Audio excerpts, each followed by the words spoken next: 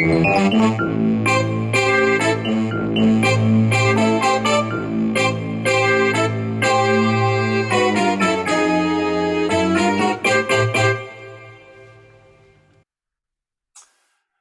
everybody, and here we are again. It's the Frankenstein chat. It's edition 118, and I'm delighted to say we've got two colleagues joining us as a guest this week. So, hello, Maeve.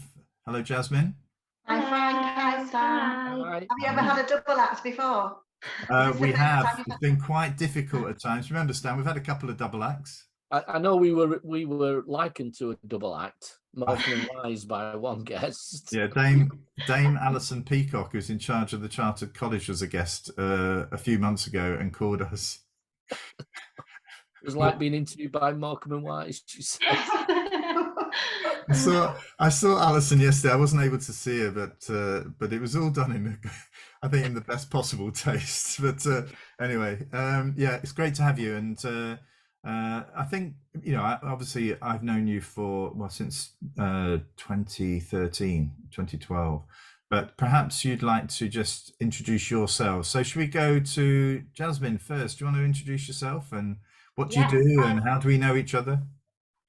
So I'm Jasmine, and I used to work, I actually worked for 8 years at Co-op Academy Oakwood, which is a school in Leeds. And so that's where I met Frank, as he was the CEO of that school. I've always been in early years. I've taught reception for 8 years there.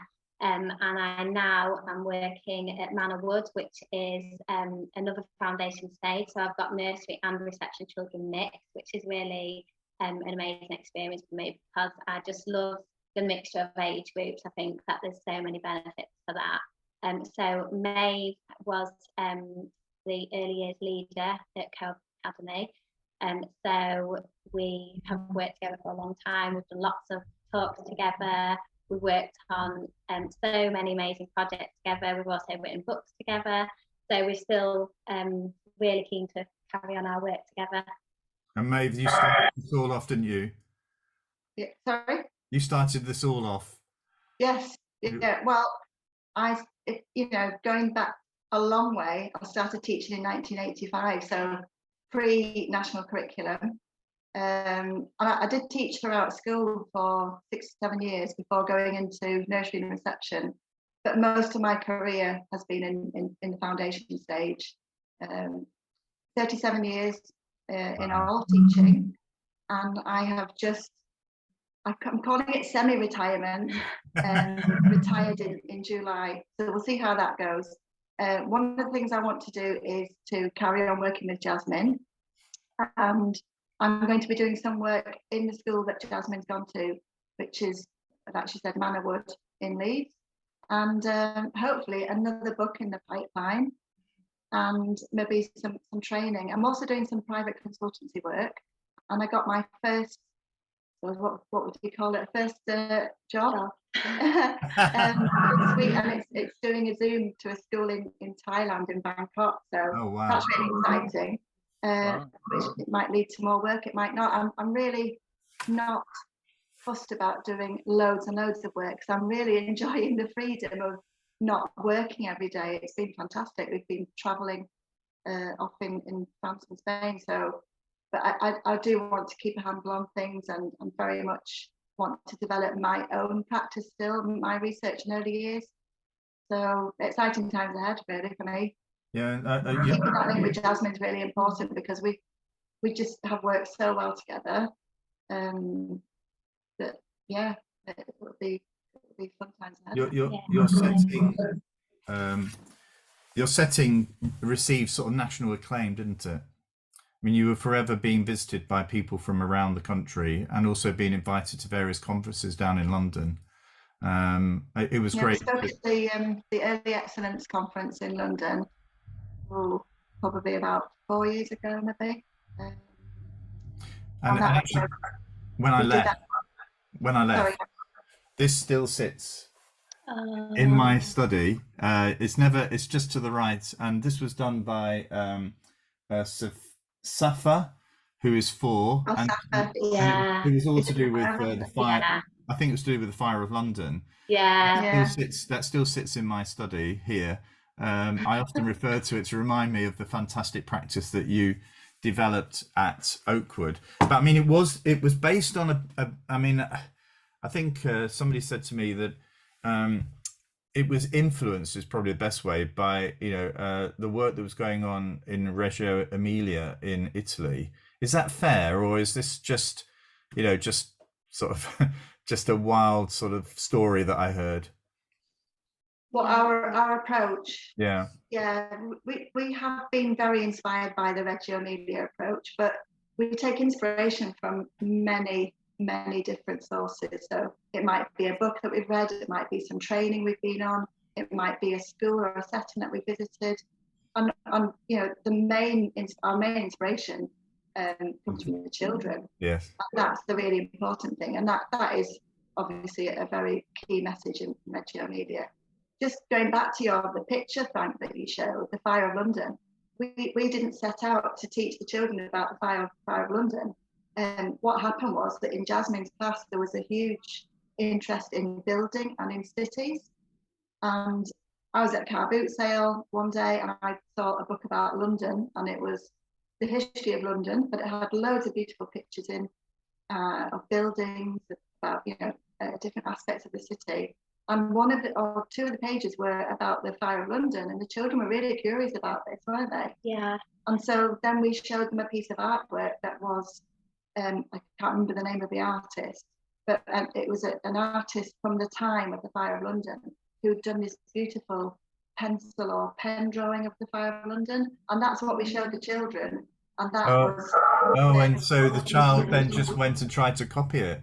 Yeah. Wow. Well, I think because as well, at the time we had children that were just fascinated in spiral shapes as well. We had lots of children drawing spirals and pattern making. It just became a schema that they were just constantly doing. So I think that then showing them the artwork, those interests kind of merged together.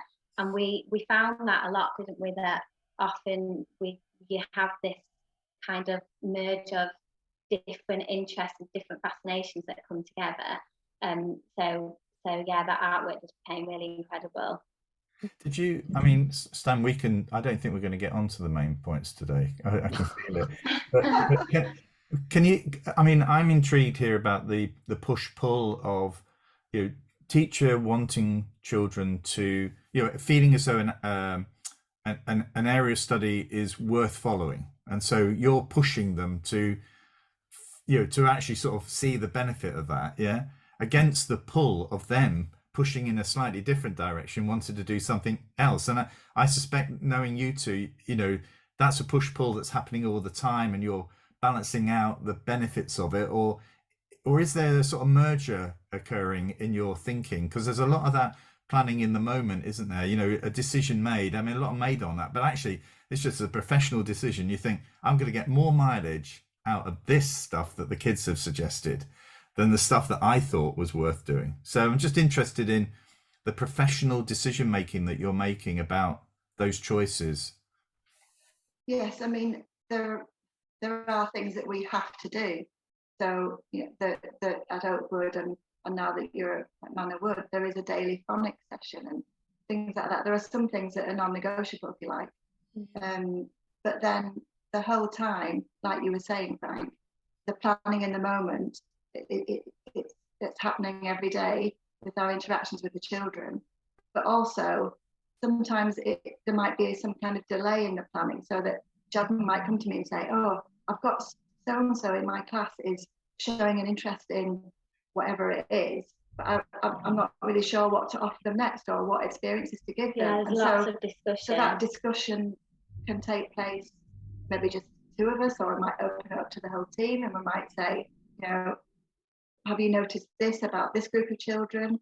It might be, I remember a group of children in nursery who were continually making up games and playing ring games, but it was all coming from them. And so what are we going to do next with them? What can we throw anything into the pot that would move this along a little bit, or do you stand back and leave them and see what happens? So yeah, there are a lot of decisions to make, and so obviously sometimes you make the wrong ones, but it's about learning from your mistakes or your perceived mistakes. And we're often there to provide the resources as well. So children might be coming up with these ideas, and then we think, oh, if we introduce this resource at this moment, we could see some really powerful learning here.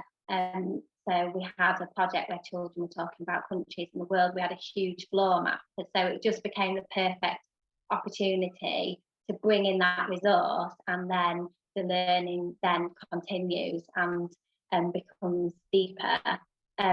Often I don't think you can you have predictions sometimes of where the learning might go, but we have been really surprised as well. It's the surprises that make the job so joyful. So sometimes the children take that idea, that resource, and they just take it into a complete new direction, which I think is really exciting. I think just going back to that, talking about the countries of the world, and we had a little girl 2 years ago now who was very proud of her Pakistani heritage, and she was not at all keen on writing, and this whole topic on the world enabled her to start writing and believe in herself as a writer, didn't it? Because she actually made a book about Pakistan. We were introducing lots of books, and then she just said one day, I want to make a book, because she knew she was the expert. She's been to Pakistan, she's got photos, she was bringing in photos of her family, and so she just said to me, I want to make a book. And then we gave her the resources, and then she became an author. Then she was empowered to be a writer. And I think it's giving children that confidence, I think, and that empowerment to believe that they can achieve that. Yeah, and also just to see her self-esteem. Yeah. Just, sky's a rocket. For this to operate, you need leadership that's willing to take a risk. I'm just thinking, you've obviously been supported in this at the schools that you're at. If you took an approach that was very different into a school that wasn't used to it, how would you convince the leadership that this is a way to go, or the way to go? I think I would encourage leadership to come down and actually be a part and see what we do, to be in the classroom. We've often found, haven't we, that people have to see it to believe it. So, we've had some staff that actually come into the unit and they've never worked in this way before, but actually they then see it and they see what the children are doing, and they're convinced, this does work. But I think going back to before I actually did a Reggio visit in 2007, I'd looked at some textbooks and thought, how are they getting that amazing high quality artwork out of 4-year-olds? How on earth can this happen? And I remember going to one of the schools in Italy and seeing it in front of my eyes, seeing it happen, and thinking, when children have the right environment, when they, the right opportunities and the right resources, and if you're following what they're interested in and it's meaningful for them, they can thrive. And whether that's an artistic thing or a musical thing or a sporting thing, the same principle applies. It kind of ties in with what was it David last week? Yes. Saying about the arts in school, and that chance to give every child an opportunity to shine, I think is really, really important. But sadly, something that's kind of been squeezed out of education a little bit, especially as they get older. Yeah, I mean, I don't want to. We've got other things to chat about, but I think it'd be fair to say that when you walk through the door into that setting, the fact that you go to car boot sales, Maeve, and you probably do as well, Jasmine, that comes through very strongly, because there's a range of artifacts that are available, which are sort of displayed in a sort of very subtle way, I think, but also the use of lighting. That's the thing that strikes me about walking into your setting, is the way that you create that sort of home environment with sort of just the use of some lights. It feels like it's a living room. it's not a classroom. I don't know. Is that a conscious thing that you do, or is Yes. that just Yeah. Yeah, it's definitely a conscious thing. We often have fabrics that are representative of what the children might have in their homes, and plants, flowers, cushions. It's a nice place for us to work as well as for them to learn. Yeah. And at the moment, at Manorwood, where I am now, because Manorwood follows the same approach as we had at Oakwood, so I've got children, some children, it was only their first day yesterday. I've got nursery children, and it just calms the environment. It's scary for a 3-year-old child to be dropped off. They might not have been left before by their parent, and I think it's really important to just create an environment that feels safe and homely. And we've got a reading area at the moment that does look like a living room, because that's what they're used to, and it's important for children to feel in a safe environment, feel at home. Fabulous. Okay, well, let's quickly move on then, because how long was that? Nearly 20 minutes talking about your philosophy. Oh, no, that's fine. Boxes. Well, I know that having, actually, if we had 2 hours, I still think we'd fill it. But anyway, Stan, what's caught your eye this week? What's caught my eye this week is queuing. I was away for the main part of the sort of pre-funeral, and I missed all that. So I've been struck by the queuing that people do, and the anger at some people who might skip the queue. I think it's fascinating that, I think Philip Schofield seems to be the one who's attracted most anger. Yeah, people are really not happy with him.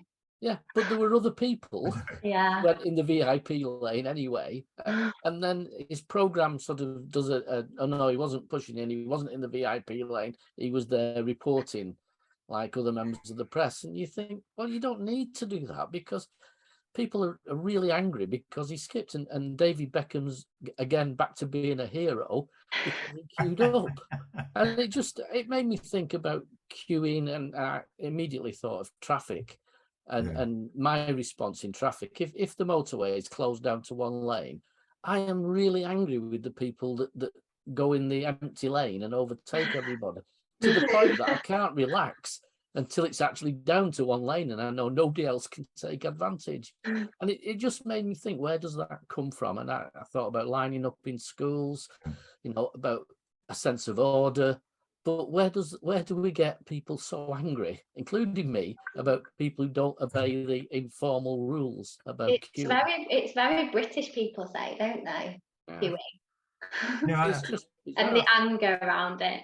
Well, teachers were getting rewarded. Teachers were being identified for their particular sort of desire to get children lining up quietly and one after the other. The teaching profession came out of that quite well, really.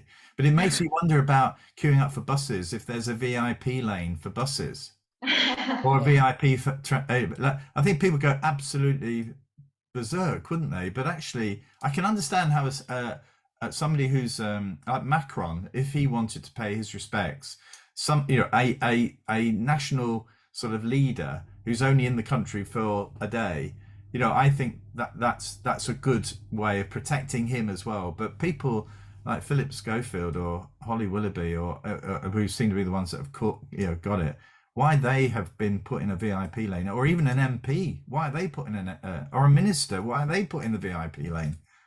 Well, get them out in the streets and queue up for 14 hours with everybody else. Yeah, but I was at the airport last week on the way back, and it was EasyJet with speedy boarding. And so the speedy boarding people rushed to the front to be, and you think, well, you've all got a seat.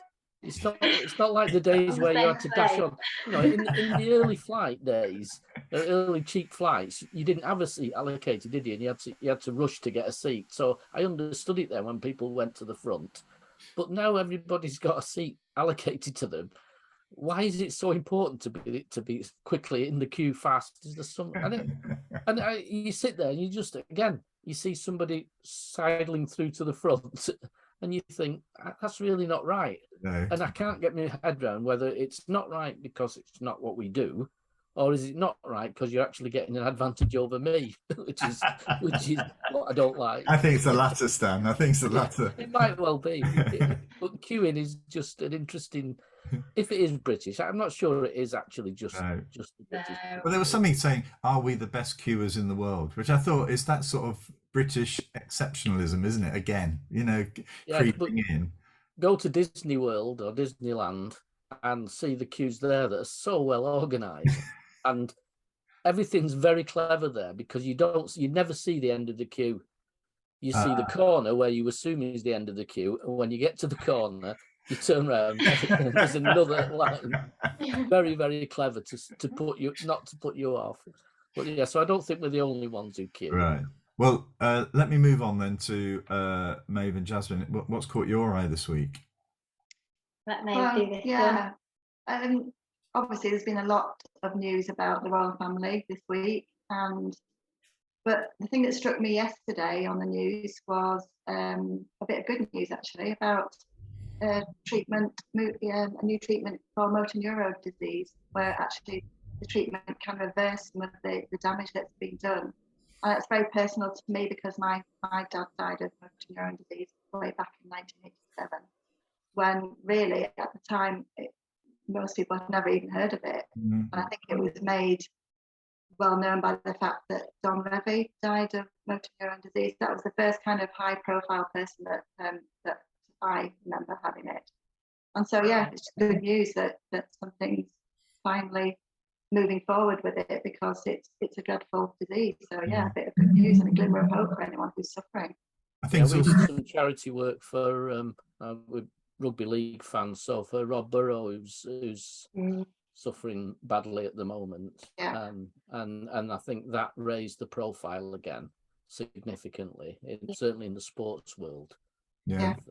And it's the guy Schofield, is it, that's doing these runs and things to raise money for him. The other thing is that it may be a benefit from the COVID, but I wonder, I think we've discussed this before, whether or not it's going to encourage more young people to study science, to actually want to be a researcher, because I think it's obviously it's the next generation. I'm thinking, well, I'm getting older as well. Can you please get on with coming up with these miracle cures, or some, but actually I think I'm hopeful that, for the sort of the awareness of viruses and immunology and stuff like that, I think actually has been enhanced by COVID and all of the prominence that's been given to scientists. So I hope that will have a some impact in terms of encouraging more kids, if there are any science teachers out there to teach them, because we found out last week, didn't we, Stan, that a government project to try and attract I think it was physics teachers over the last 2 years has attracted the princely sum of 20, and that's for the country. Wow. Anyway, what's caught my eye? I've got a long list, but I'm going to go for the fracking, and I'm going to connect fracking and grammar schools together. I think the chances of fracking happening, although we're hearing a lot about it, are probably pretty slim, because I think communities won't stand for it. And I think at the end of the day, if you haven't got your community with you, it's pretty difficult to drive these things through.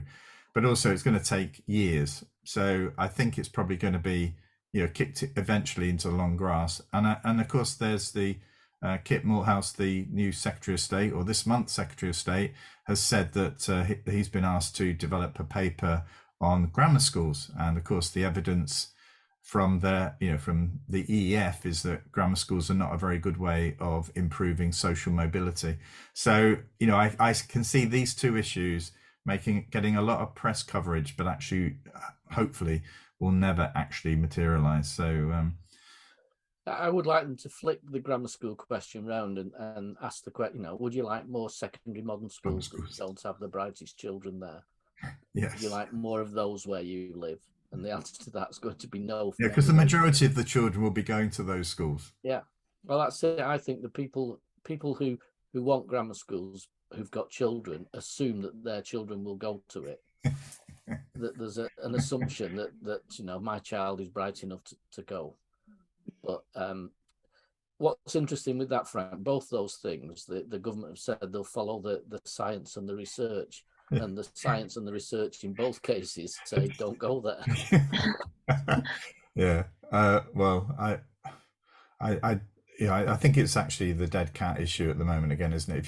If you there's they're struggling with the economy, so let's throw a dead cat on the table, and the dead cat is fracking and grammar schools. So, hopefully they're hoping that people won't look too closely at their mini budget that's going on at the moment. But anyway, one thing before we get on to room 101, I just want to say I was with Mike Greenacre and Neil Braithwaite, two trustees of the Co-op Academy's Trust last night, who have stood down after, I think, 12, 13 years of trustee work. And both of them have played a significant part in my development and have helped me in many, many ways. So I just really wanted to publicly acknowledge, what a deep gratitude I have for their work and the work that many trustees do, which goes unnoticed by most people. But anyway, room 101. What are you going to put in room 101, ladies?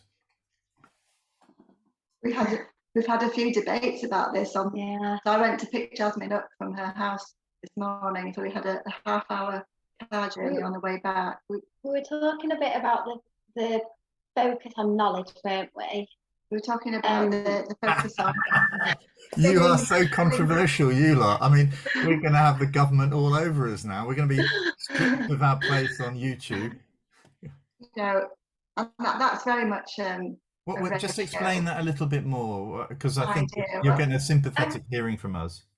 Yes, that children are, we feel that children are not, they describe them in Reggio, they say children are not empty vessels waiting to be filled with knowledge, more that we want children to develop their own and construct their own knowledge through play, through interactions, through the things that we might provide for them, through experiences.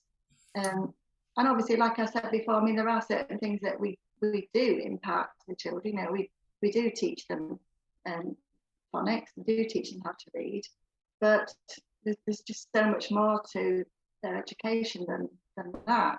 And I think that's something that we've talked a lot about, the fact that we just don't want to give children instant answers to things. No, and I think it's more producing a lot of earlier settings are being asked to produce, so at which week will you teach this little piece of knowledge, and to put it so specifically is difficult. And also it's important to recognise that these children come with some amazing knowledge. Our children that we were teaching at Oakwood, some children were speaking 2-3 languages. Some children were living in big families, big extended families. They were bringing such incredible knowledge to school with them. I think, recognising these children have some pretty amazing knowledge already, we're adding to that. So we were asked to create these very long and tedious documents, all about, as Jasmine said, what knowledge are they going to have by this point in the year? What knowledge? Children don't learn like that, especially young children. The younger the child, they just do not learn in that linear fashion. So that was quite difficult to do. I don't think it's just young children. There was some research. The TS ran a paper, an interview this week with somebody who feels as though their research around knowledge has been misinterpreted. You saw that, Stan. Yeah. And actually, I think the point they were making was that it's in a sense it's a bit like you've got to be receptive to the learning. So in effect you've got to be, and that reception is different for every single child. So this idea that you can deliver that knowledge and the learning has taken place, is really naive, isn't it? It's just anybody who's grown up in a family, anybody who's got children will understand that actually that doesn't happen, and actually if you test young people's abilities by giving them a test to see how much knowledge they retain, then knowledge and retention become the key things that you've got to do, instead of testing children or looking at children in the whole and saying, what can these children offer society? We have a way of doing that. Instead, we have, can you do maths, geography, history, and can you remember it for long enough? And schools, because they're judged by that, have to think, how's the best way we can get them to retain these blocks of knowledge? And until we, I can't remember who it is, it says, you know, that if you judge a fish by its ability to climb a tree, it's always stupid. and we're in that role, aren't we? We talked about art. You know, if your talent is to be able to draw and paint and everything, the chances are you're not going to get a grade in various tests that shows how good you are, other than in art, and that won't get you to university now or get you a grant. Or we've really butchered it, haven't we? Or not? I don't think we have, but I think people who are establishing education policy, you know, are not rooted in the reality of learning with children on a day-to-day basis. You know, I mean, if you look at the curriculum now and in 1900, there's not much difference, except if we don't do sewing. I think that's the that's the difference. And you know, for the people to talk about Luddites because you won't support fracking, it's actually, fracking is going back to a source of fuel that we're trying to get rid of. So it's not being Luddite. Being Luddite is saying we won't go with wind and air and everything else that we can now develop. Yeah. And I just think I wish there was a government strong enough to say we're going to really relook at the purpose of schools. Yeah, and also we focused a lot on our curriculum in the last few years, and I think we want a curriculum and an education where children are going to develop those attributes and those skills and things like, you know, can they persevere? Can they try again if something goes wrong? Can they think outside the box? Are they creative? Yeah, and those are the things that are going to help them in their future careers. And I remember a long time ago listening to a Kevin Robinson TED talk. You know, we're educating children now for jobs that probably don't exist now, 20 years down the line. And so you've got to think about an education that prepares them for that future unknown, if you like. Yeah. And as Frank frequently does, Frank talks to business who want the soft skills that you know, they don't really want to know if somebody's got A-level geography. They want to know if they can work as a team, whether they can get on with people, whether they can negotiate. You know, it's those skills that schools we don't test at all. You know, I mean, it's come to a point where we are building our careers on being able to communicate through our voice with others and convince people, but we have a system that doesn't assess that in the children. So you know, we have a testing system that just doesn't value the bits that businesses need. You know, a basic thing like communicating with others. And how do you do that? Well, we don't assess that. Well, why? Well, because it's too difficult. It's too variable. So how do you test them? Well, we get them to write things down. So like I've said this many times, but in computing, GCSE, hey folks, you can't take a computer into the exam. It's like, you know, it's just amazing, you know, and there are loads of other things like, you know, the A-level computing exam, the children do 20% of the coursework on a project with business, but that's not assessed. That doesn't count towards your final grade. Why? Because it's not in the exam.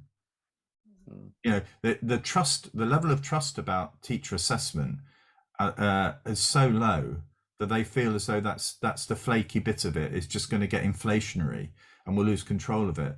Well, you don't. You just moderate it harder. If you want to bring it down, you want to make it tougher, you moderate it.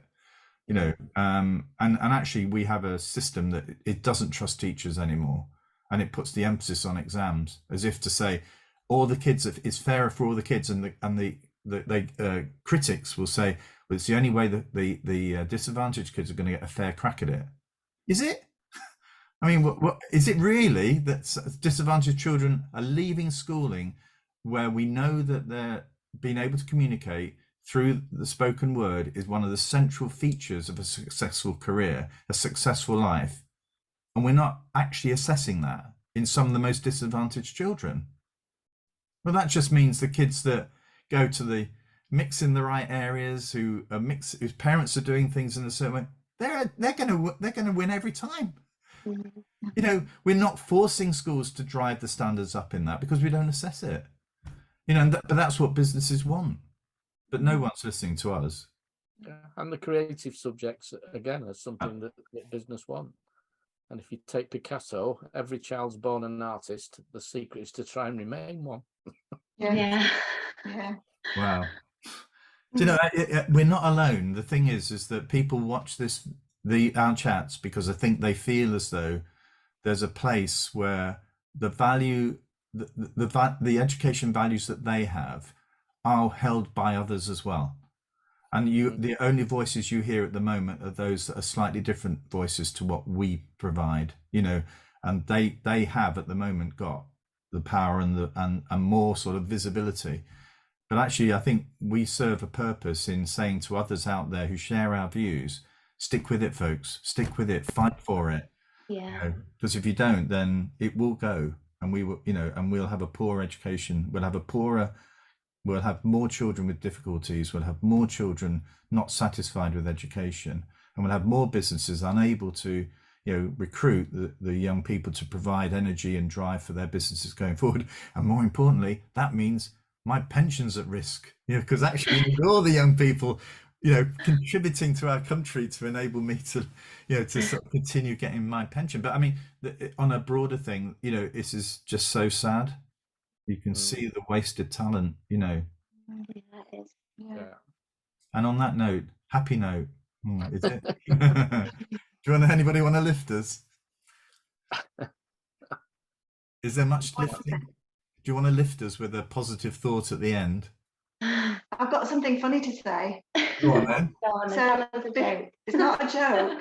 I don't know if anyone's noticed, but on the screen it says that we are Jim Birdsall.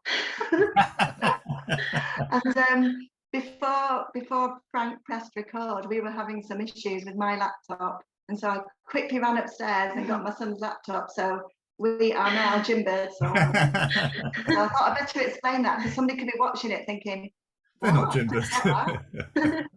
Well, it's been an absolute pleasure having you on, ladies. It's great to touch base with you again. And yeah, really good. Thank you for having us. Thank you very much for inviting us. Well, I think Stan and I like the fact that